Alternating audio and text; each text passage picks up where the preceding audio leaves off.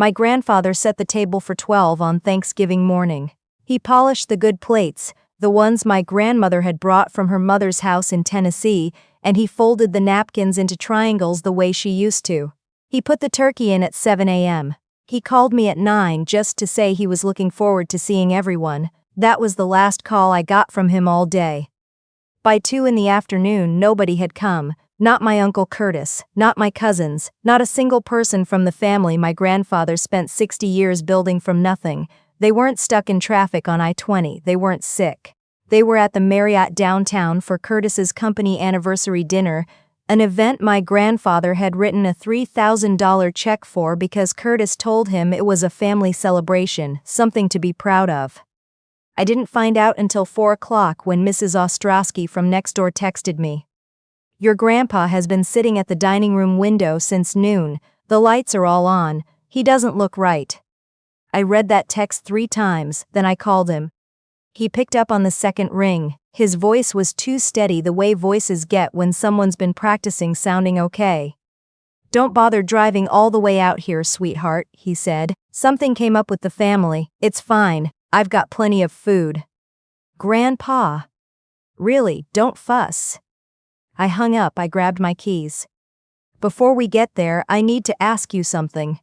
If you pulled up to your grandfather's house on Thanksgiving and found him sitting alone at a table set for 12, what would you have done?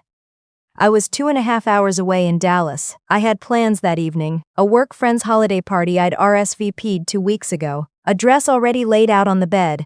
I looked at that dress for about 4 seconds, then I left it there and got on the highway heading east. The drive felt longer than it was. I kept thinking about the table. He'd told me on Tuesday that he was making his cornbread stuffing, the kind that takes 2 days because he soaks the bread overnight. He'd asked me twice if I was still coming. I'd said yes both times and I meant it, and then I'd let the week fill up with things that felt urgent until suddenly it was Wednesday evening, and I hadn't confirmed again, and I told myself he knew I was coming, it was fine. I got off the highway just as the sun went flat and orange over the tree line. His street was quiet the way East Texas streets go quiet on holidays. Everybody tucked inside, the smell of wood smoke and someone's pecan pie drifting through the cold air. His porch light was off. Every other window in the house was lit. I sat in the driveway for a moment, hands still on the wheel. Then I saw him through the dining room window, still at the table, still in his good shirt, the burgundy one he only wore for occasions. The plates were set. The centerpiece candles had burned down to stubs. He was just sitting there looking at nothing. Something breaks in you when you see something like that. I don't know what exactly, but something did. I got out of the car, knocked twice and let myself in with the spare key I've had since I was 12. He looked up when he heard the door. Something crossed his face. Surprise, then something more complicated. Relief and embarrassment at the same time. Joelle, his voice came out rough, I told you not to come. I know. I set my purse down and pulled out a chair across from him too late. The turkey was on the counter, half carved, going cold. His mother's old casserole dish sat in the middle of the table with a serving spoon sticking out of the stuffing untouched. I got up without asking, cut 2 plates, poured sweet tea from the pitcher in the fridge and brought it all back to the table. Happy Thanksgiving, Grandpa. His jaw worked, he didn't say anything. We ate, the clock on the wall ticked. Outside, a dog barked somewhere down the street and went quiet. His hands were slower than I remembered. He had to steady his fork sometimes. I pretended not to notice. After a while, I asked him quietly where everyone was. He was quiet for so long I thought he wasn't going to answer. They had Curtis's dinner, he finally said. At the Marriott. He nodded once. And you didn't go. He set his fork down, his hands went flat on the table. Curtis said it wasn't really my kind of event, too loud, too many people I don't know, a pause. He said I sometimes get confused and it could be embarrassing for everyone. I kept my face very still, my chest felt like something was pressing against it from the inside. He said it would be better if I stayed home and kept it quiet. Grandpa picked his fork back up, so I set the table. I thought maybe they'd stop by after. They weren't coming after, I said. I didn't mean for it to sound so flat, it just did. I know, he looked at his plate, I know that now. We sat in silence for another few minutes, Then as gently as I could manage, "How long has Curtis been making decisions for you?" He glanced at me sideways. "He helps. Since your grandmother passed, things pile up. Mail, insurance, the taxes on the rental property. He said it was easier if he just handled it." The rental property. My grandmother's parents had left her a duplex in Tyler. It had been in the family for 40 years. What does handling it mean exactly? Grandpa rubbed his hands together slowly, the way he did when he was working something out. Paperwork mostly. He'd bring things over and explain them, and I'd sign. He said it was to make sure nothing fell through the cracks after. She stopped. After Dorothea. Her name in his mouth still sounded like something he was handling carefully, even now. I didn't push further that night. We watched his old westerns, and he fell asleep in his recliner before 8, which he'd never done before.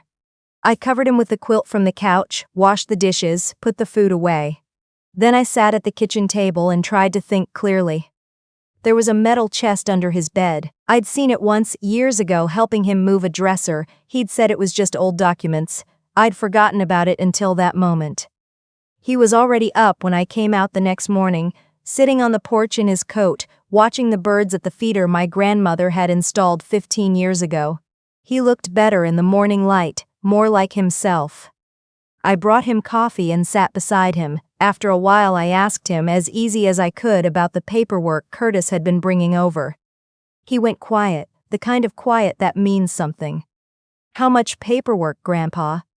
He said I should make things official. He looked at the feeder. "In case something happened to me." He said it was just responsible planning. "Did you sign a power of attorney?" A long pause. "I think so, yes." "When?" "Maybe 6 months ago," he explained it. He said it just meant he could make sure the bills got paid if I was ever in the hospital. He looked at me then. "Is that not what it means?" I kept my voice very steady. "It can mean more than that, depending on how it's written." He was quiet then. "There's a box under my bed. I put things in there when I wasn't sure about them, things that felt important." He looked back at the birds. "You could look at it if you wanted." The key was taped to the bottom of his nightstand drawer. He stood in the doorway while I unlocked the chest, watching me with an expression I couldn't read. Inside papers, some in envelopes, some loose. I went through them slowly. The power of attorney was on top. It was broad, durable, comprehensive. It gave Curtis authority over finances, property, medical decisions, everything. Underneath it, bank statements, 6 months of them. I looked at the outgoing transfers, consistent amounts, always just under the reporting threshold, all going to an LLC I didn't recognize. I flipped through them twice to make sure I was reading it right. Then I found something else. A handwritten sheet of paper folded in thirds, in my grandfather's careful, slightly cramped letters, the way he wrote when he was being deliberate. "This is my intention. If I am gone or unable to say so myself, the house and the duplex go to Joelle Ann Carver. She is the only one who never asked me for a single thing. She is the only one who showed up. This is what I want." He'd signed it and dated it 4 months ago. He'd had it witnessed by Mrs. Ostrowski and a man from his church. I sat on the floor for a moment just holding it. "I wasn't sure if it would count," Grandpa said from the doorway. He sounded almost apologetic. "I didn't know if I'd done it right." Curtis handled the official will. A pause. "I thought I should write something down just in case." I looked up at him. "Did Curtis know you wrote this?" "No," he said it simply. "I did it while he was at work." I stood up slowly. "Grandpa, the transfers from your bank account, where did you think that money was going?" His expression went very still. "Curtis said it was for tax purposes, a holding account." He looked at his hands. I trusted him. Those 3 words. Simple, brutal, after 60 years working the railroad. After surviving my grandmother's cancer, after outlasting everything life had thrown at him. He'd had to sit alone on Thanksgiving because he trusted the wrong person. I called Curtis that afternoon. He picked up on the 3rd ring, cheerful, unhurried. "Joelle, happy Thanksgiving. Heard you drove out to see Dad, that's sweet." "The LLC," I said. "Whose is it?" "Just a beat too long." "Excuse me?" "The LLC the transfers are going to. I've been looking at the bank statements." His voice shifted. "Those are property management costs. The duplex requires—" "Curtis." Silence. When he spoke again, he was smooth again. Too smooth. Look, you don't understand the full picture here. Dad needs managing. He's had 2 near accidents in his truck. You've been in Dallas. You haven't seen what we've been dealing with. The dinner last night, I said. He paid for it. Nothing. He wrote you a check for $3,000 for an event you didn't invite him to attend, and you took it. It's complicated. His voice had gone flat. Don't come in here thinking you understand things you don't. I hung up. I didn't sleep well that night, lying on the pull-out couch listening to Grandpa breathe down the hall. Part of me thought about driving back to Dallas. I had a job, a lease, a life that didn't include county courthouses and attorney fees and a legal fight against a man who'd had 6 months to consolidate his position. I thought about all of that for a long time. Then I thought about my grandfather at 9 a.m. on Thanksgiving morning, calling me just to say he was looking forward to seeing everyone. I drove to the county courthouse at 6 the next morning. The attorney I found was recommended by Mrs. Ostrowski, a woman named Diana Renfrew who worked out of an office that smelled like old coffee and got straight to the point. She went through the documents without speaking for almost 10 minutes. The power of attorney is valid, she said. On its own, that's a problem, but combined with the financial records, she tapped the bank statements. This is elder financial abuse. It's a crime in Texas. The LLC is registered to Curtis's wife. The transfers total $68,000 over 14 months. My stomach turned. Can I reverse what he's signed? The handwritten amendment to the will is compelling. It shows he had contrary intentions and felt he needed to document them outside Curtis's knowledge. She looked at me. Are you prepared for a fight? Yes. He may have to testify, she paused. How is he day to day? Some days he's completely himself, I said, other days slower, confused. Then we move quickly. She filed the emergency petition that same week. Curtis retained a lawyer in 3 days and submitted a declaration claiming Grandpa was mentally incompetent and that I had manipulated him during a vulnerable moment. He posted something vague on Facebook about family members who appear when there's money involved. The comments filled up fast. Church acquaintances, people I'd met once at Christmas. Poor Curtis. Some people don't know when to stay out of family business. I read it once I closed the app. I had work to do. 3 weeks later, a text came from a cousin I hadn't spoken to in 7 years. Philippa, Curtis's daughter from his first marriage, the one he didn't talk about. I know what he did. My mom went through something similar with him. I'm on your side. I'm sorry it took me so long to say so. I sat with that message for a long time. The morning of the hearing, I helped Grandpa into his dark blue jacket, the one he'd worn to my grandmother's funeral. He let me straighten his collar without comment. He didn't ask where we were going. I think he knew and didn't want to make it harder by saying it out loud. The courtroom felt bigger than it was. Curtis was already seated when we came in, his lawyer beside him, both in pressed suits. He didn't acknowledge Grandpa. Not a nod, not a look, nothing. Curtis's attorney went first, building the case that Grandpa was confused, easily led, not capable of sound decisions. He mentioned my arrival at Thanksgiving like it was suspicious, like showing up for someone was something that needed explaining. When it was Grandpa's turn, the bailiff came to get him. He put his hand on my arm briefly, just for a second, then let go and walked to the front of the courtroom on his own. The judge leaned forward. Mr. Carver, can you tell me in your own words what brings you here today? Grandpa looked at the floor, then around the courtroom, at the walls, at Curtis, at the judge, slowly like someone getting their bearings. The silence stretched out. I felt my throat tighten. Then his eyes found mine. Something shifted in his face, some fog lifting.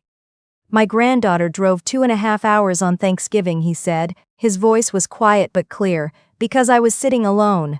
The rest of them were at a dinner I'd paid for. He looked at the judge. She's the only one who came.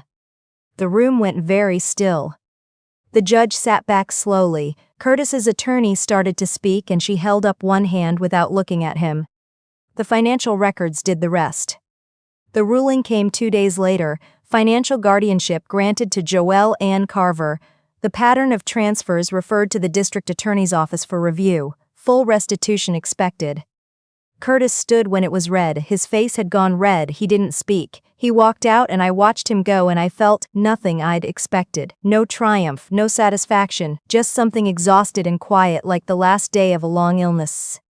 Outside the courthouse, Mrs. Ostrowski was waiting. Philippa was there too, having driven over from Shreveport. She hugged me for a long time without saying anything. When we got home, Grandpa asked if I would make him a grilled cheese. I made 2. We sat at the kitchen table until it got dark, watching the birds. 2 weeks later, a letter came with Curtis's handwriting on the envelope. He didn't apologize. The letter wasn't built for that, it was built for explanation, the rambling, almost desperate kind. He wrote about growing up second, about watching money and praise go to other people while he was told to figure things out on his own. About how, when Grandpa started needing help, Curtis had thought, finally something is coming to me that I actually earned. He never used the word theft, but near the end, in a line that looked like it had been added last, I didn't think you'd come, nobody ever comes. I folded the letter, put it in the chest with the other documents. Then I sat in the kitchen for a long time, not quite crying, not quite done. I arranged to work remotely and moved what I needed from Dallas into Grandpa's back bedroom. I learned his schedule, the medications, the PT appointments, the way he needed 30 quiet minutes in the morning before he could hold a real conversation. I fixed the porch step that had been loose for 2 years, the kitchen faucet that dripped. I took down the framed photos Curtis had put up during the months he was positioning himself as the responsible one, formal portraits, his kids in matching outfits, nothing in them belonging to these walls. In their place I put back the real ones, found in a box in the hall closet. My grandparents on their wedding day, impossibly young. A church picnic from the late 80s. My grandfather holding a bass at the lake, grinning like a man who'd gotten away with something.